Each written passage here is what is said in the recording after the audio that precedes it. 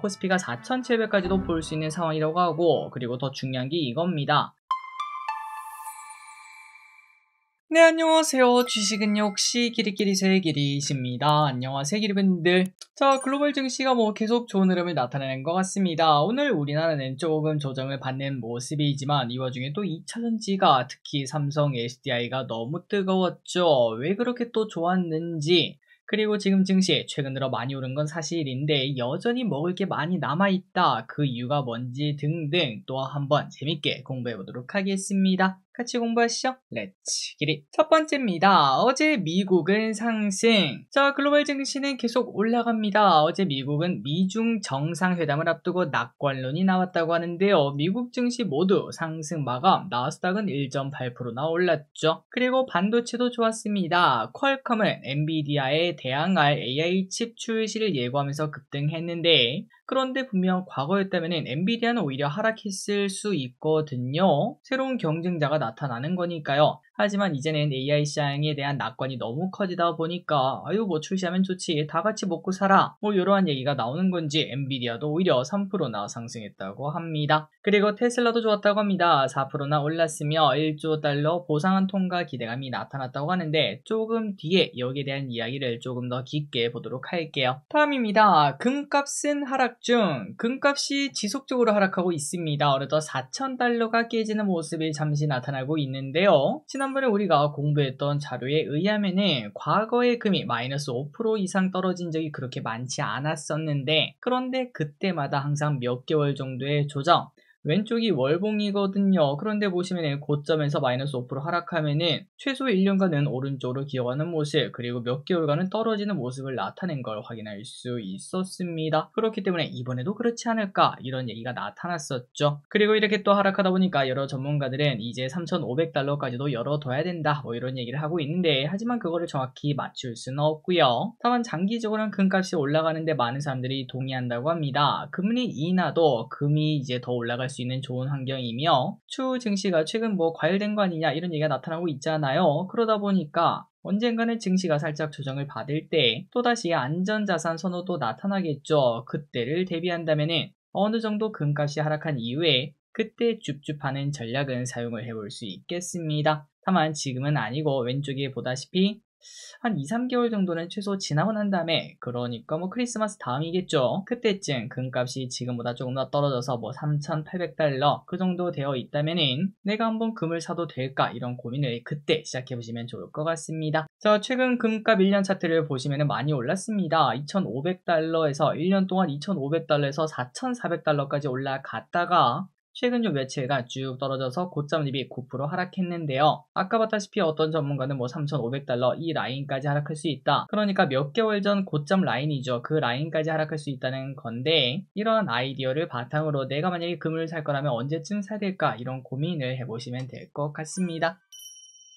다음입니다. 트럼프, 이제는 북한 때리기. 야, 이거 그냥 일진 아닌가요? 야, 한번 보자, 이렇게 말을 하면서도 한쪽 손으로는 북한의 뺨을 어루만지고 있다고 합니다. 이게 외교인가 싶기도 하죠. 자, 그렇다면 이렇게 말한 이유가 뭐냐? 바로 트럼프가 어제 인터뷰를 했는데요. 미국은 북한이랑 이렇게 만나려고 하는데 북한에게 뭘 줄 수 있습니까? 이렇게 말했더니 우리는 제재가 있다, 이렇게 말을 했습니다. 그러니까 지금 북한한테 걸려있는 제재, 그거를 완화시켜줄 테니까 나랑 만날래? 라고 말을 하는 건데, 우리 입장에서는 그럴 수도 있지, 이런 생각이 들지만 북한 입장에서는 좀 황당하지 않겠습니까? 야, 니 돈 안 뺏을게, 나랑 한번 만나자, 이렇게 말하는 거와 마찬가지라서 과연 북한은 이러한 이야기에 협상장에 나올 수 있을지, 당장 내일부터 시작이잖아요. 북한의 반응이 어떤 식으로 나타날지 깜짝 이벤트가 등장할지 한번 보도록 하겠습니다. 다음입니다. 미국, 일본, 우리 친구예요. 오늘 트럼프와 다카이치 사나이 총리가 일본에서 만났다고 합니다. 도쿄에서 만나서 정상회담을 했고 아름답게 끝났다는 소식입니다. 트럼프는 일본을 사랑하고 존경한다, 그리고 일본을 위해서 뭐든 할 것이다, 이렇게 말을 했고요. 다카이치는 일미는 세계에서 가장 위대한 동맹이다, 새로운 황금 시대를 트럼프와 만들고 싶다, 이렇게 정말 좋은 이야기를 서로 주고받았다고 합니다. 자, 우리 정상회담도 이제 줄줄이 사탕입니다. 내일은 한미 정상회담, 목요일은 한일 정상회담, 토요일은 한중 정상회담이 예정되어 있는데 어떠한 좋은 소식이 나타날지 전부 다 좋은 소식만 나타나면서 마무리가 되었으면 좋겠네요. 그리고 오늘 이제 한중 정상회담이 코앞이다 보니까 또다시 화장품주가 조금 관심 받는 모습이 나타났는데 화장품주도 한번 좋은 기업이 있는지 보시면 좋을 것 같습니다. 다음입니다. 자, 기르분들이 가장 궁금해하시는 내용인 것 같아요. 코스피 과열 아닙니다. 자, 최근 코스피가 많이 올랐습니다. 실제로 2000 초반대에서 4000까지 거의 2배가 올라가는 모습을 나타내고 있는데요. 저점 대비요. 그러다 보니까 사실 손가락이 근질근질한 게 사실입니다. 언제 팔아야 될까? 내가 이거 들고 있는 거 이게 맞나? 이러한 생각을 하는 게 우리 모습이라고 말할 수 있겠죠. 그런데 중요한 거는 아직도 과열이 아니라고 합니다. 2023년, 2024년 우리 증시 진짜 끔찍했거든요. 저랑 계속 공부하신 기분들은 아실 겁니다. 진짜 힘든 시간 우리 같이 보냈었어요. 그런데 그때를 생각하면은 지금은 이제 코스피가 이제 정상화가 되는 단계라고 하며 올해 급등한 거 보면은 뭔가 좀 과열같이 보이지만 그렇게 보지 말라고 합니다. 22년부터 봤을 때 우리는 다른 나라랑 이제 키 맞추기를 하는 모습을 나타내고 있다고 해요. 혹은 글로벌 증시에서 또 잘 나간 애들이 있지 않겠습니까? 그런 친구랑 비교하면 오히려 아직도 떨어지는 수준이라고 합니다. 그러니까 올해 수익률은 코스피가 압도적이지만 3년 전부터 지금까지 수익률을 보면 코스피는 아직도 애기라는 소리가 될 수 있겠죠. 그리고 지금은 3저 효과의 AI 사이클 낙수 효과까지 기대가 된다면서 IM증권의 낙관적인 뷰를 유지를 한다는 소식입니다. 자, 그리고 하나 더 있습니다. 오히려 밸류는 낮은 구간이라는 이야기도 한번 보도록 하겠습니다. 이 이야기에 따르면 코스피가 4700까지도 충분히 가능하다고 하는데요. 도대체 무슨 소린가? 그게 진짜 되는 건가? 한번 보도록 하겠습니다. 자, 요즘 증권가의 전망이 막 쏟아지고 있습니다. 요즘 이제 증시가 너무 좋다 보니까 기분들 또 공부할 만하지 않겠습니까? 기리세 주식노트 이 영상 보는 게 그렇게 재밌을 수가 없을 것 같은데 증권가는 더 난리겠죠. 신한투자증권은 코스피 4000 비싼 게 아니라 아직도 저평가다 이렇게 평가를 했습니다. 자, 그렇다면 이렇게 말한 이유가 뭡니까? 그 이유는 심플한데요. 지금 코스피의 상승은 반도체가 이끌고 있는데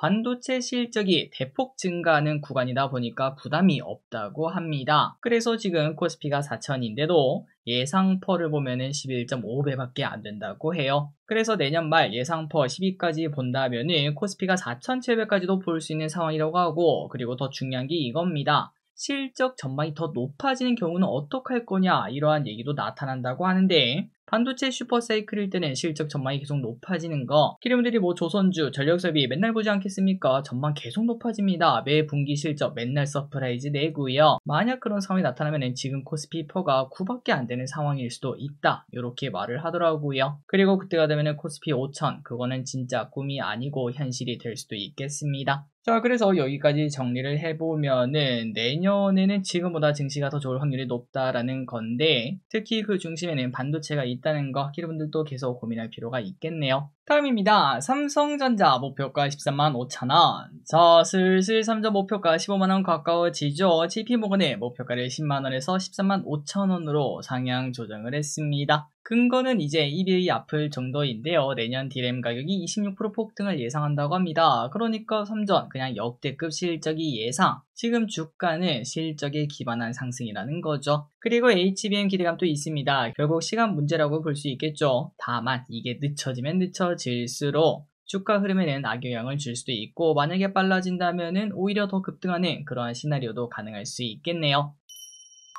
다음입니다. 차기 연준 의장 후보는 5명. 이제 제롬 파월의 후임자를 찾고 있다고 합니다. 내년 5월에 임기가 끝나는 제롬 파월의 자리에 5명이 거론이 되고 있다고 하는데 크리스토퍼 윌러 연준 이사, 미셸 보먼 연준 금융감독 담당 부의장, 케빈 해시 백악관 국가경제위원장, 케빈 워시 전 연준 이사, 마지막으로 링 라이더 블랙록 채권 최고 투자 책임자가 거론되고 있다고 하는데 지금 베팅 사이트인 폴리마켓에 따르면은 케빈 해시 위원장이 가장 높은 확률로 뽑히고 있다고 합니다. 이 사람이 지금 어디서 일하고 있다고요? 맞습니다. 백악관에서 얘기를 하고 있죠. 트럼프 진영의 핵심 인물이다 보니까 트럼프 입맛에 맞는 그러한 금리 인하를 바로 꺼내지 않을까 그리고 이 사람이 당연히 되지 않을까 이런 얘기가 나타나고 있습니다. 조금 더 지켜보도록 할게요. 다음입니다. 증시가 좋아도 그리고 나빠도 결과는 정해져 있다. 주식 투자를 잘한다는 건 뭘까요? 결국은 꾸준한 수익률을 내주는가가 매우 중요할 것 같은데요. 뭐 잃을 때 많이 안 잃고 그다음에 먹을 때 확실하게 먹는 그게 투자 실력이라고 말을 해볼 수 있겠습니다. 거기에 코스피, 코스닥 수익보다 더 좋은 수익이면 훌륭하다고 볼 수 있고요.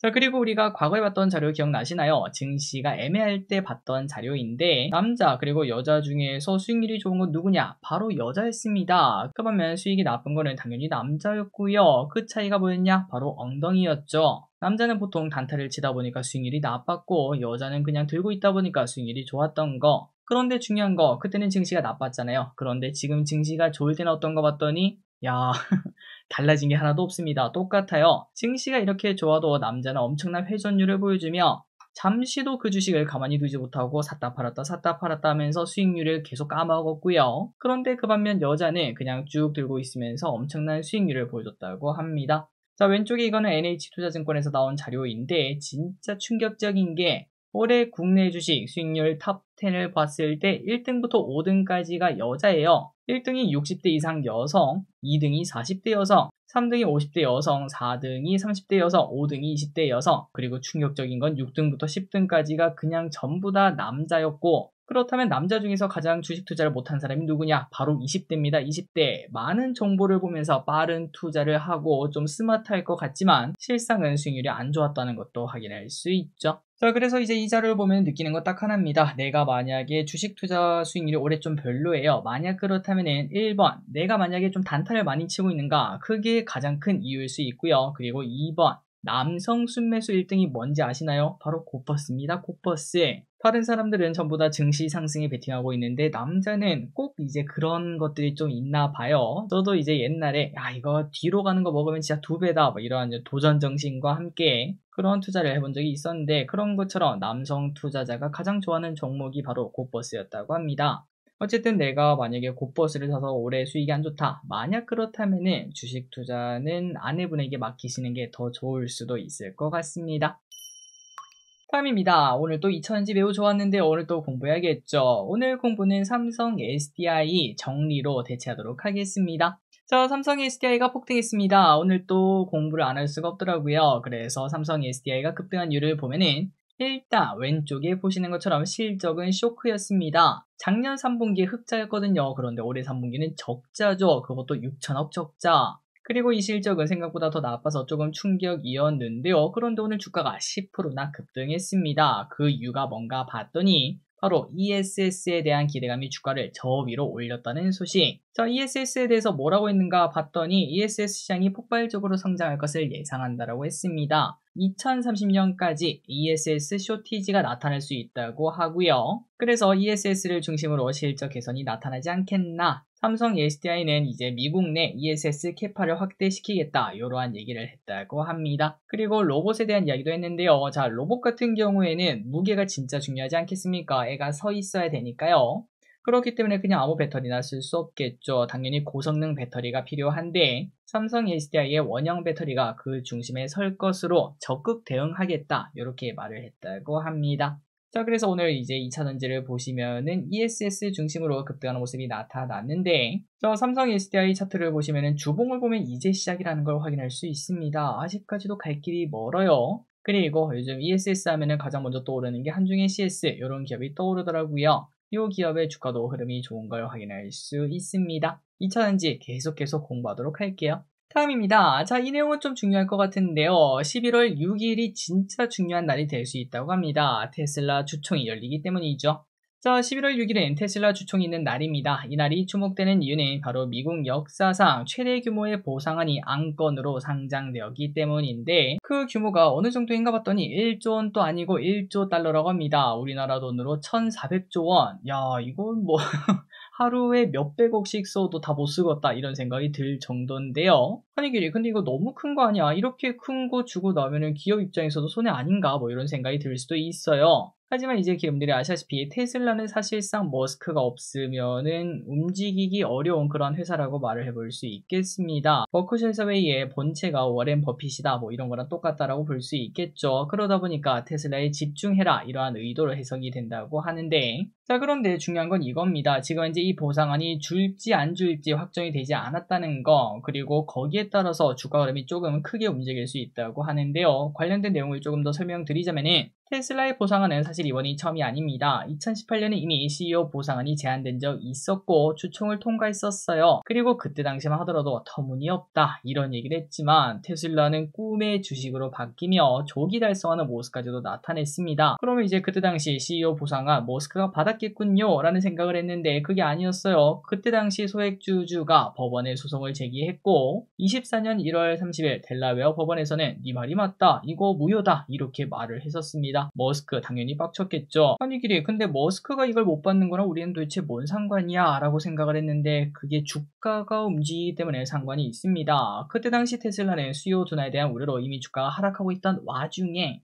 보상안까지 무효화되자 야, 이거 일론 머스크 이거 화나가지고 테슬라를 떠나는 거 아니야 이런 얘기가 나타나며 주가가 계속 약세를 보였는데요. 자, 바로 한번 차트를 보시면 위쪽에 있는 이 차트입니다. 델라웨어 법원 무효 판결이 나타나고 그전에도 하락하고 있었지만 더 하락하는 모습을 나타낸 걸 볼 수 있죠. 그러자 이제 테슬라에서는 약간 또 불안하지 않겠습니까? 그래서 6월에 안건을 재상정하고 주주들의 의사를 재확인한 적이 있었습니다. 그러면서 다시 한번 더 차트를 보면은 왔다 갔다 해서 죄송해요. 다시 어쨌든 차트를 보면은 이렇게 주가가 쭉 올라가는 걸 확인할 수 있죠. 분위기가 180도 다르다. 머스크가 이러한 보상안을 받는 게 오히려 이 회사 주가에 좋다라는 걸 확인할 수 있습니다. 자, 그래서 이제 계속 보자면은 이제 테슬라는 델라웨어 법원의 판결이 번복될 가능성이 낮은 분위기여서 텍사스로 이전을 강행했고 그리고 이번에 또다시 새로운 보상안이 나왔다 이렇게 볼 수 있겠네요. 자, 그렇다면 2018년에 나왔던 보상안이랑 지금 보상안이랑 뭐가 다른가 봤더니 그때 당시에는 자동차 양산 회사로 거듭나기 위한 목표들이 대부분이었습니다. 그런데 이제는 자동차는 뭐 당연히 해결된 과제죠. 그 다음이 AI와 로보틱스라는 목표를 제시했다고 해요. 그래서 이번 보상안이 만약에 통과가 되면은 주주들이 테슬라를 AI와 로보틱스 기업으로 인정한다는 분위기가 되기도 한다고 합니다. 하지만 모두가 찬성하는 거 아닙니다. 너무 큰 금액이다. 이건 반대해야 된다. 이런 의견도 나타나고 있는데요. 미국의 최고 의결관 자문사인 ISS는 보상안에 대해서 반대할 것을 권고하기도 했습니다.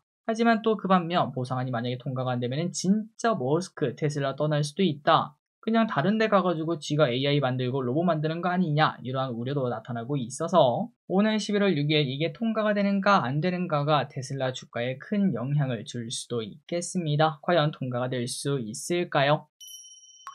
마지막입니다. 레깅스 인기는 이제 끝. 요즘 기르분들 운동할 때 뭘 입으시나요? 한때는 무조건 레깅스였고 한때 야외에서 레깅스 입으면 좀 민망하다 이런 논란도 있었지만 이제는 헐렁이가 대세라고 합니다. 그러다 보니까 한때 실적주였던 스판덱스 업체들이 내리막길을 걷고 있다고 하며 대표주인 효성 TNC는 실적 쇼크가 예상되고 또한 룰루레몬의 주가도 올해 들어 반토막이 났다고 하네요. 유행은 돌고 돕니다. 자, 오늘의 홍보 여기까지 끝났습니다. 항상 이렇게 같이 홍보해서 진심으로 감사합니다. 지금까지 길이셨습니다. 빠이요.